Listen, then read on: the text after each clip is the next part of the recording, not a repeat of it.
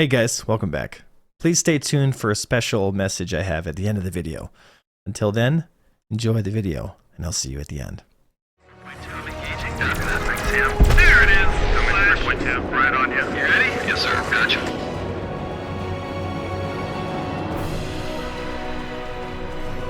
One more shot should get him. He's running. He's running. He's scared. Got him. Nice. That's one down.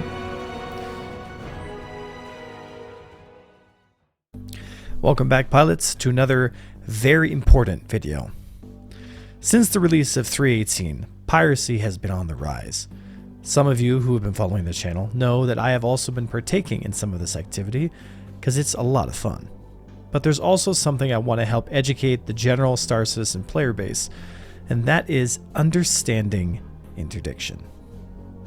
We're going to touch on each of the interdiction ships. We're mostly going to focus on the most important one of those three ships, the RSI Mantis. The RSI Mantis comes equipped with a QED Snare, whereas both the Antares and the Cuddy Blue are equipped with the dampener. The difference between two of these systems, both in functionality and effectiveness, so you're going to understand by the end of this training video what the difference between a QED Snare and a dampener is, how to use them, when to use them, what their capabilities are, and how to defeat them in case you want to get away from them. The Mantis comes equipped with not only the Snare but also the dampener. So let's start with the more difficult one first, because if you can understand the Snare, the dampener becomes quite easy. To put it bluntly, a QED Snare is a mobile device that allows you to pull people out of quantum if you're able to get in front of their flight path. During this stage, the QED has the build-up stage, the charge stage, and the deployment stage. Right now, we see the charging of the QED device happening. When you have a separate fire group set to whatever device you want, trigger, joystick, whatever you want, when you fire that fire group, it begins the charge cycle for the QED. When the charge cycle reaches maximum, at that point, you can hold, and this is important, you can hold the device as long as you want.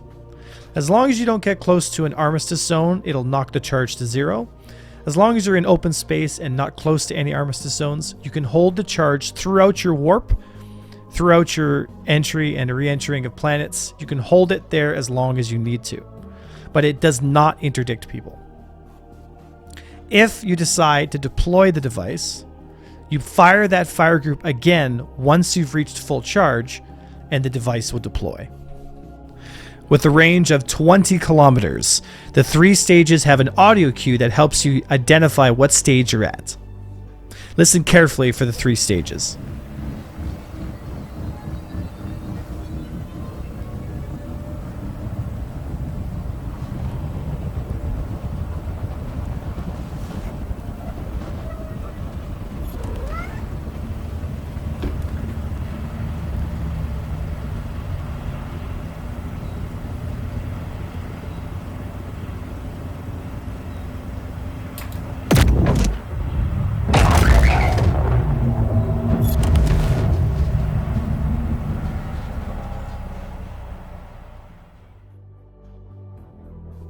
Once deployed, you can no longer warp, but subsequently, anything you tackle within a 20-kilometer radius will also have their QED abilities turned off. This is great for tackling ships of all kinds, whether you're bounty hunting or you're pirating. The QED device can be very, very useful. We used it to great effect during the jump town and during the drug busts we did in the last couple months. QED interdiction is a very difficult thing if you don't understand angles and you don't understand attack vectors. But once you understand some of those basics and you use the website Snare Planner, which I'll show you later in the video, interdiction becomes trivially simple if you understand the basics. Now that we understand the basics of the QED snare, before we get into interdiction at higher levels of interspatial interdiction within the system itself between planets, let's talk briefly about the dampening field. The QED dampener is a fast, snappy deployment of the QED system, but its overall range is significantly less than the Snare. With only 2,000 meters of range, the dampener is essentially a quick point, something that you can grab onto somebody very quickly. In this example, Avenger Squadron's Mantis was able to catch Space Cutlet in the Cuddy Blue because when he landed on him, he didn't have enough time to charge his dampener or charge his Snare device, because after the Snare has been deployed, you have a 2-minute cooldown timer before you can deploy again. If for some reason somebody is moving between those 2 minutes, you need a quick tackle to be able to catch the person that you're tracking. In this case, the dampener was enough to catch the Cuddy Blue. It was a quick point, and as long as the Mantis stays within 2,000 meters, we're able to engage whatever target we're chasing. Dampeners come standard on the RSI Antares and the Cutlass Blue. They also come on the Mantis. However, the best thing about the Mantis is obviously the Snare. Snares do not come on the Antares or the Cuddy Blue. It is unique to the Mantis system only. Now, let's touch on a new website that I have been really enjoying in the last few weeks, and that is Snare Planner. Snare Planner, which will be linked here in the description of the video, is a very easy to use system that allows you to take any place in Stanton, pick an origin destination and a destination that you want to interdict, and draw a route as long with give you distances that you need to bring your snare into position. If you look here at the top of the screen, you'll notice that we start from Yela, so we're interdicting from Yela to Daymar. Now we always want to start from OM1 or OM2. This allows us to stay centered on the planet that we are coming from and warp towards the planet that we are interdicting. So in this example, we had a lot of traffic coming from Yela to Daymar. During the drug busts we had a few weeks ago, a lot of drugs were leaving Yela, heading to Daymar to sell.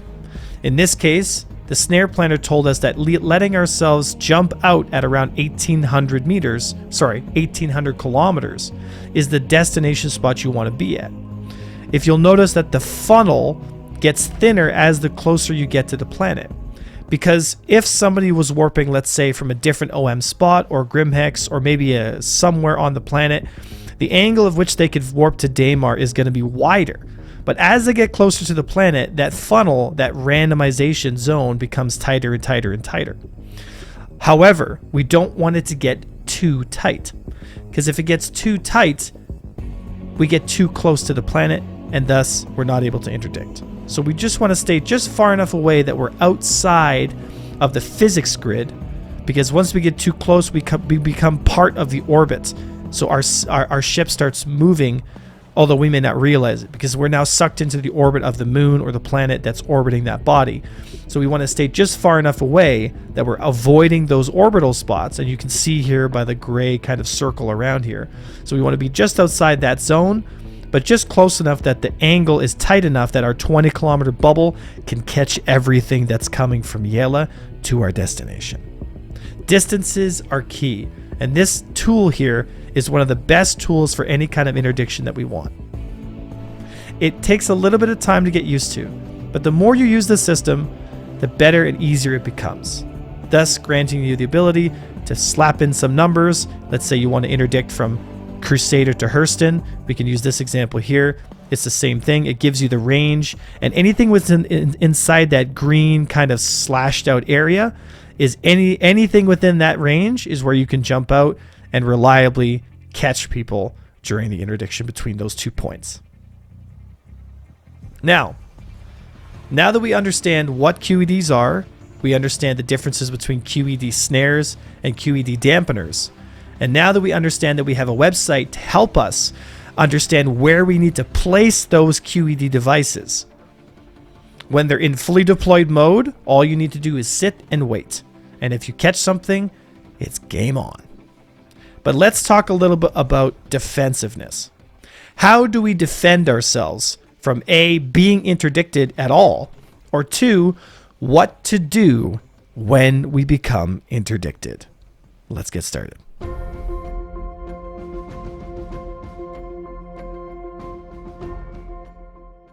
Basic interdiction defense can be broken down into two separate things. Are you going to fight or are you going to fly away? If the answer is going to disengagement, if you're going to fly away, there's some things you need to understand about interdiction. First of all, you need to understand what kind of ship you're in.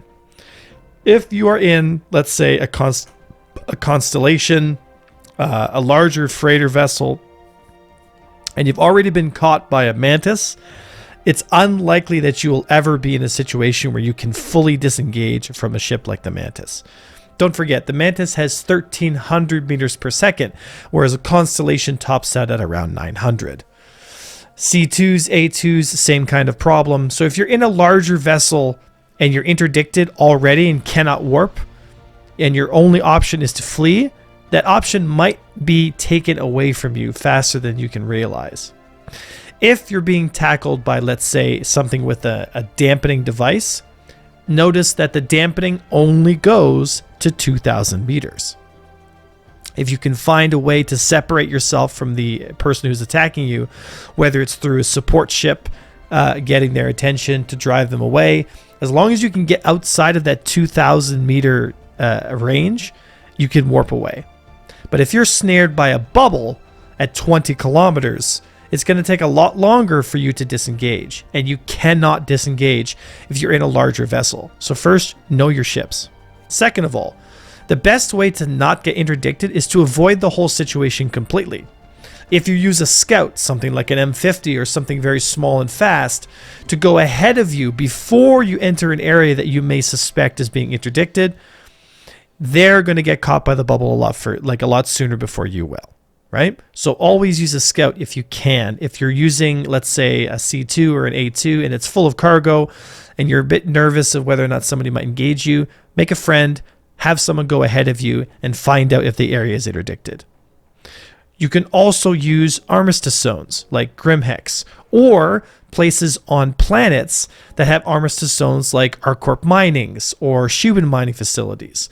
If you are caught in space around a moon, your only option may be to fly back towards the moon manually and fly back within an armistice zone, because then you'll be able to drop the enemy's QED interdiction device, because as soon as the interdiction bubble, so the area of active effect, once it enters close enough where its bubble exterior will touch the edge of the armistice zone's bubble, the QED device will automatically shut down. So don't forget, if the bubble around a facility is 5,000 meters and the mantis is coming in at 20 kilometer snare range, that means as soon as he gets within 25 kilometers of, let's say, an ArcCorp Mining or a Shubin mining facility, the QED device will automatically disengage, which gives you a 2-minute cooldown timer, which you can be able to use to disengage with.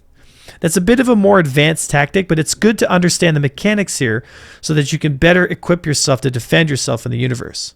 Second of all, if you know that if there's an interdiction event happening between two different points, you'll be able to see those points of interdiction by little white arrows placed around the vicinity of the planet or the moon. If you see lots of little small white arrows lined up together, it's likely that somebody is interdicting that line of travel. The best way to get yourself to Daymar from Yella, for example, like we used before, is to not go from Yella to Daymar.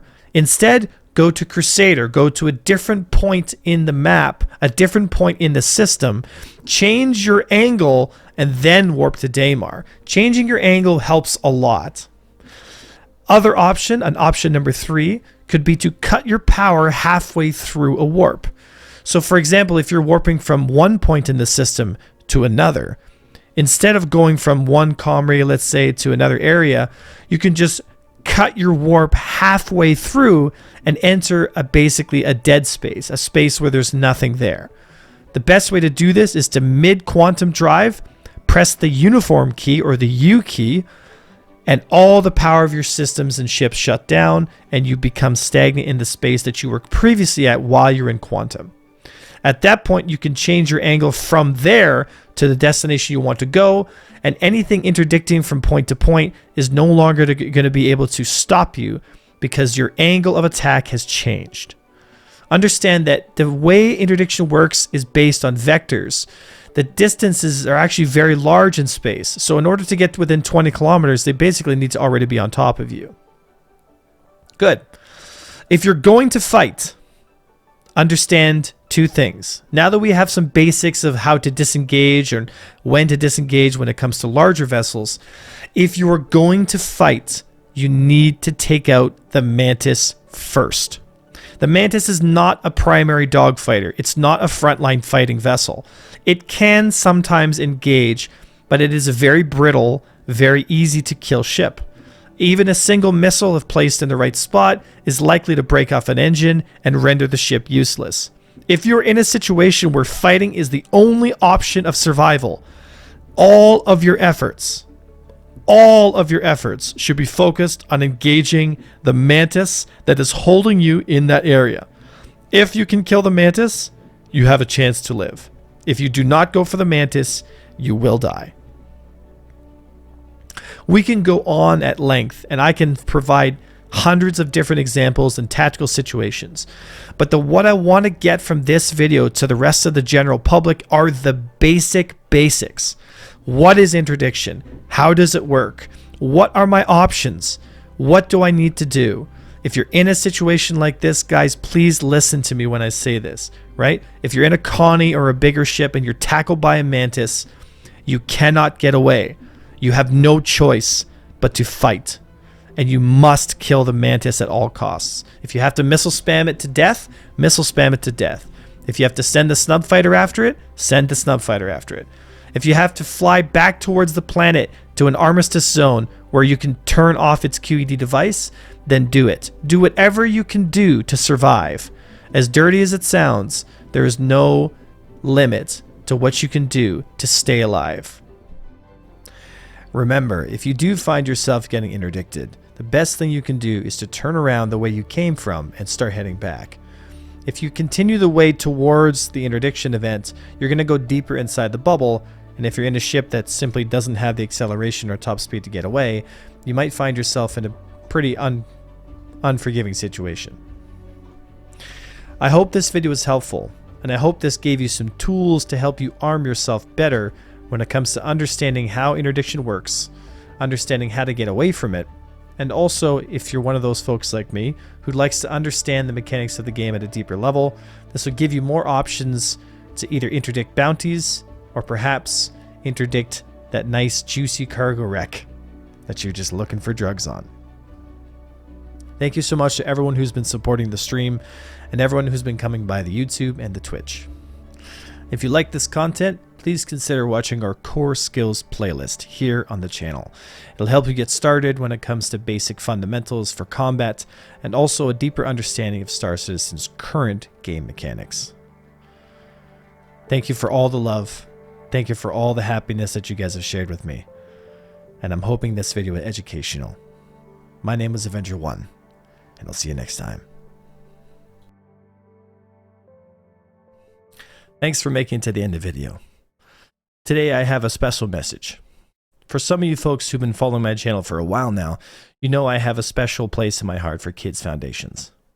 When I heard that Adrian Gillian, a member of another PvP organization here in Star Citizen, had a young child, 2 years old, with a brain tumor, I knew I had to do something to help. When I got pinged with the GoFundMe, I decided to make this public for myself and to let all you folks know who've been following the channel that the opportunity is there for anybody who would like to donate. I've always said this, and I've said this many times on the stream and many times on the Twitch and here on YouTube, that love is the answer. As cheesy as it may sound, Star Citizen, for us to survive as a game, is for our community to stick together.